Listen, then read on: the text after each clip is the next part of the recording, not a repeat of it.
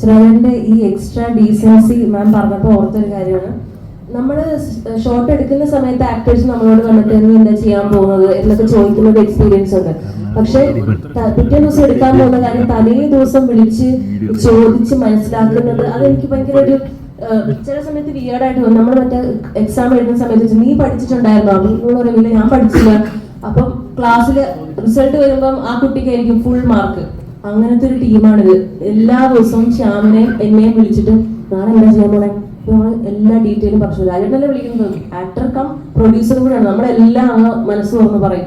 പിറ്റേ ദിവസം വന്ന് നിന്നിട്ട് നേരെ നമ്മൾ പറഞ്ഞതിന്റെ അപ്പുറമാണ് ചെയ്യണം. നമ്മളവിടെ വന്നിട്ട് ഇതെന്താ ഈ മനുഷ്യൻ ഇങ്ങനെ ചെയ്യണേ എന്ന് തോന്നിപ്പോകുന്ന രീതിയിലൊരു പെർഫോമൻസ് ആണ് പുള്ളി കാഴ്ചവെക്കുന്നത്. ഇതിന്റെ പോസിറ്റീവ് ഞാൻ പറയാൻ ശ്രമിക്കുന്നത്, പുള്ളി മാം പറഞ്ഞത് 100% കറക്റ്റാണ്. അൺപ്രെഡിക്റ്റബിൾ ആണ്. നമ്മൾ പിടിച്ചു നിന്നാലേ നമുക്ക് അവിടെ നിലനിൽപ്പുള്ളൂ എന്ന് പറയുന്ന ഒരു കൈൻഡ് ഓഫ് പെർഫോമൻസ് ആണ് ബിനു ഇതിനകത്ത് ചെയ്തു വെച്ചിരിക്കുന്നത്. ഇത് കോട്ട് ഇട്ടത് കൊണ്ട് പറയാൻ എന്നോട് ലിസ്റ്റിൻ ചേട്ടൻ പറഞ്ഞതുകൊണ്ടാണ് ഞാൻ പറയുന്നത്.